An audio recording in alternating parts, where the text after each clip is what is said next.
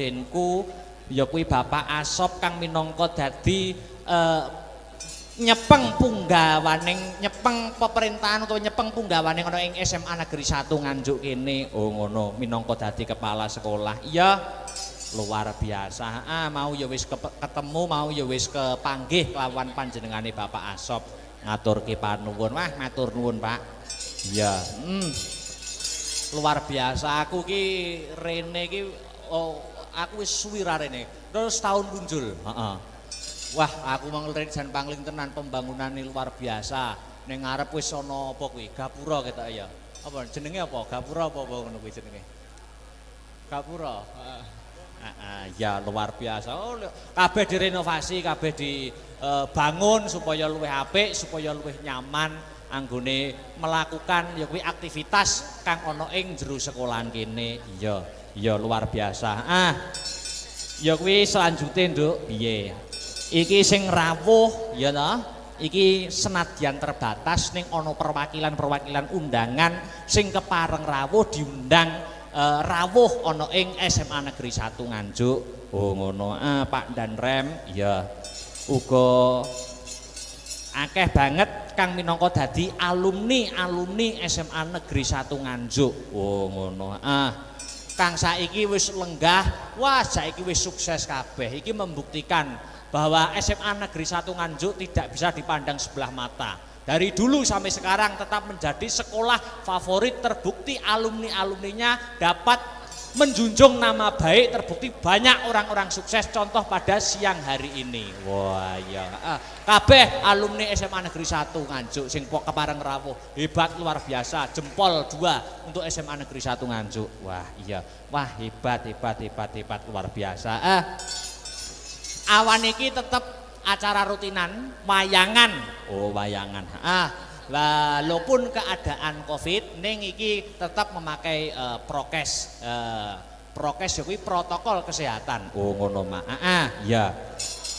Iki minangka wayangan mlebu sekolah ki aku biyen sering banget cilikanku. Oh no. Yen gegandengan karo Dispar Prabot ning saiki ya wis dhewe wae, Nduk. Ya, saiki dhewe wayang masuk sekolahan dhewe. Ya, ya kuwi ana ing SMA Negeri 1 Nganjuk. Oh, ngono. Ke-41. Iki acara rutinan. Acara rutinan. Ya toh? Iki termasuk di dalamnya ada pendidikan budi pekerti.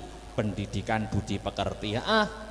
Mergo bocah saiki iki menurutku di sisi lain kemajuan zaman globalisasi, di zaman modern apa-apa serba canggih, iki sing kudu difilter tumrap para siswa-siswa adik-adikku iki terutama adalah pendidikan budi pekerti. Oh ngono. Ora mung pinter namik ning uga dadi bocah sing ngerti, iso empan papan tata krama ya to, angon wayah. Mergo awake dhewe iki wong timur. Oh, dhewe iki wong ketimuran. Maka di kemajuan zaman aja mung ngandalke kepintaran saja, ning pendidikan budi pekerti yang paling utama. Oh, ngono Mak. Ya luar biasa. Wah jan seneng banget aku nek sowan ning SMA 1 ki jan seneng banget, atiku seneng. Lah iya. Iki dhewe iki wis marambah makaping. Wis bola bali wayangane kene. Aku rung sekolah semasa, aku wis biyen wis tau dalang ning kene. Malahan. Oh, dadi wis marambah makaping, wis bolak-balik. Janjiku ning SMA 1, Nduk. Ki janjiku. Saksikan dan dengarkan. Wah ya. Wayangan nak setahun sekali. Ya. SMA Negeri 1 sok nek nanggap aku bakal tak gratisi, tapi nek wis nanggap ping 100. Sik to, kamangka wis taun pisan umurmu ora ya wis. Ora amin aku guyon, Nduk, guyon. Oh, gratis kancaku akeh. Lah iya. Wah, iki saking ngebotiku, aku saking tresnaku, saking banggaku karo SMA Negeri 1 Nganjuk. Iki sakjane ujian akhir semesterku ning kampusku Institut Seni Indonesia Surakarta iki durung rampung jane. Durung rampung. Iki tanggal 13 karo sesuk tanggal 14 ana mata kuliah praktek gaya pokok, pakliran gaya pokok. Kuwi mata kuliah. Ujiane dina iki karo sesuk. Jane jadwalmu maju ujian. Jadwalku maju ujian dina iki jane. Ning saking tresnaku karo SMA Negeri 1 Nganjuk, dosen tak telepon. Pak, kula benjing mawon, kula mayang teng SMA kula. Oh ya, ya wis mayang sesuk ujian. Lah. Ngono ki sing senenge mahasiswa karo dosen iki saling mengerti, Nduk. Lah iya, saking tresnaku wae, heeh. Mosok rezeki ditolak. Lah iya, luar biasa, luar biasa. Wah, iki matur nuwun adewe mendoakan. Sing baku mendoakan ana ing acara ambal warsa HUT SMA Negeri 1 Nganjuk kene. Muga-muga ditambah umur ya kuwi umur ke-41 untuk kedepannya dapat lebih selangkah lebih maju sesuai dengan motonya yaitu bersatu, bermutu dan tetap piye-piye lali aku. Bersatu, bermutu nomor 1 ya. Bersatu, bermutu nomor 1. Maklum Bu, tahun wingi mboten wayangan begitu ya. Nanti lali kabeh. Bersatu, bermutu nomor 1. Wah, luar biasa. Aku rene iki mengi Nduk, pangling apa? Wah, guru-guru anyar ki yo akeh. Guru-guru anyar ning SMA 1. Heeh, akeh banget.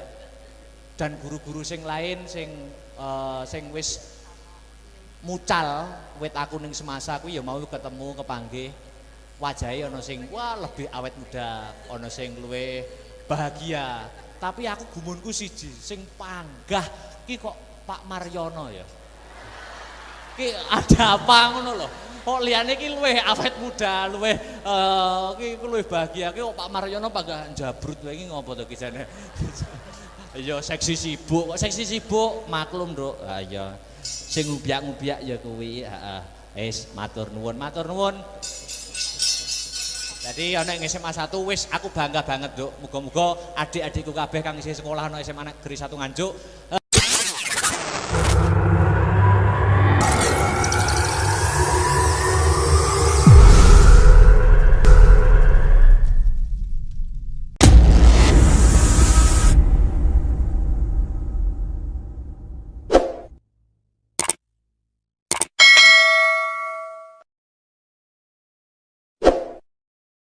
Untuk ke depan dapat yaitu meraih cita-citanya yang diimpikan. Oh, amin, amin, amin ya robbal alamin.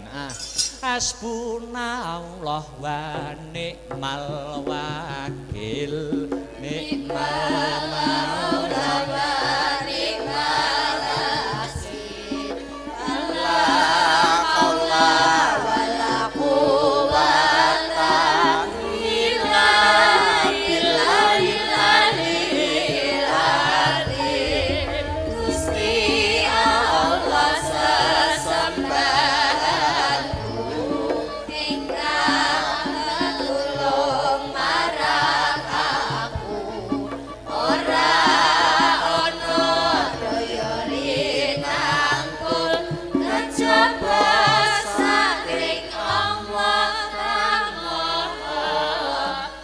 Mas Heru,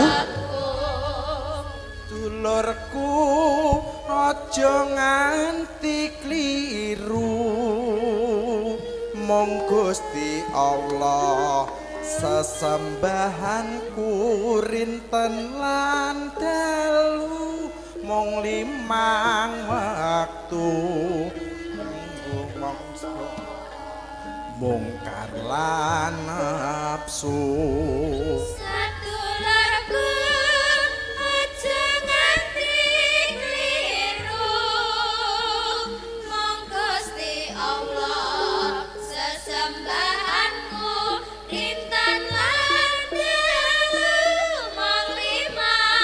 Sekali lagi.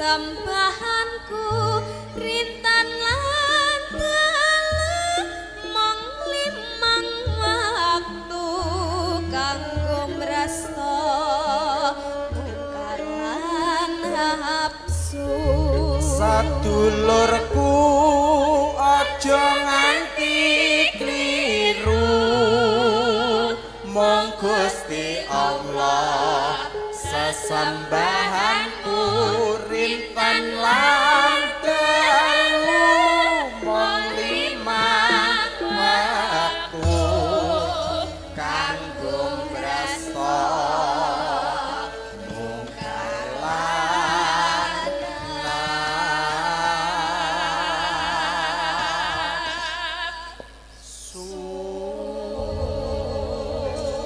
iki karo nunggu sing kepareng penghibur bintang tamune awan iki karo nunggu iki terbukti aku mau kondo yen prestasi SMA Negeri 1 Nganjuk tidak bisa dipandang sebelah mata. Iki ana catatan ya kuwi prestasi-prestasi yang ditorehkan oleh para siswa-siswa SMA Negeri 1 Nganjuk diwaca.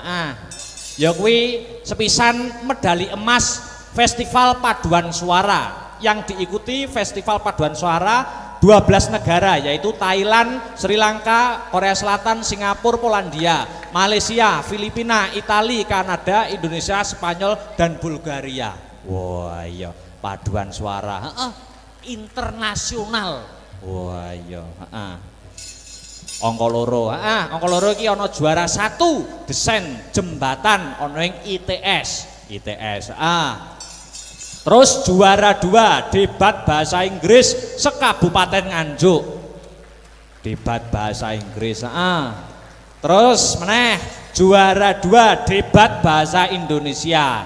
Bahasa Inggris ono, bahasa Indonesiane ya ono.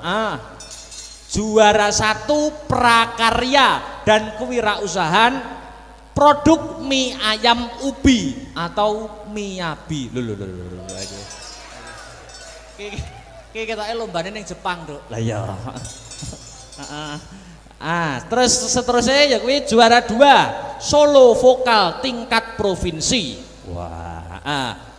Lanjut ya kuwi juara Pegasus SMA Awards 2021. Wah, iki Pegasus iki wit biyen berprestasi. Ngono. Terus meneh juara 1 tari tradisional tingkat nasional di Universitas Indonesia. Tarine hebat, luar biasa. Ya. Iki ana meneh ya kuwi Jember Fashion Carnival tingkat nasional. Oh ngono. Iki uga juara. Luar biasa. Oh iki prestasine sangat luar biasa. Ya. Mula patut kanggo alumni SMA Negeri 1 Nganjuk ki akeh sing dadi wong sukses, akeh sing dadi wong berhasil ki tidak memungkiri ya Yung. Sing kepareng rawuh ya kuwi Pak Danrem, saka Madiun, uga kepala cabang Dinas Pendidikan Provinsi Jawa Timur wilayah Kabupaten Nganjuk uga rawuh. Oh ngono. Uga kepala Dinas Pariwisata Kabupaten Nganjuk, iya. Jajaran Forkompimda Kabupaten Nganjuk, kepala Kodim 0810 Nganjuk. Oh, dan sponsor utama PT Exindo 57 Jatim Bapak Haji Panito. Tepuk tangan untuk Bapak Haji Panito, luar biasa. Ya. Nah, Bapak Haji Panito iki yo alumni kene. Piye to masamu? Alumni kene iki bersatu, bermutu dan nomor 1. Ya toh? Kuwi iki makane Bapak Panito ki menjadi orang nomor 1 wis sepantase, Nduk. Oh ngono ya, Pak. Kandhane kok. Lah iya, wis aja tekan dinti, luar biasa. Sing padha rawuh. Luar biasa kok, Nduk. Ayo iki diselani lagu-lagu dhisik. Uga iki ngaturake apa ki karben ora lali. Ya, iki salam saka komunitas penggemare awake dhewe sing setia memantau channel awake dhewe Astabrata Media, ya kuwi sing saka luar negeri ya, Hong Kong, Taiwan ki uga memantau ing pagi hari ini, live streaming awan iki. Astabrata Media karo cerdas berprestasi. Astabrata Media karo cerdas berprestasi. Jadi wayangan awan iki sing ora kepareng rawuh iso nonton lewat HP-ne. Oh, ngono. Saiki iki apa-apa serba ngono kuwi. Oh, awake dhewe kudu mengikuti perkembangan zaman, Nduk. Oh iya, luar biasa.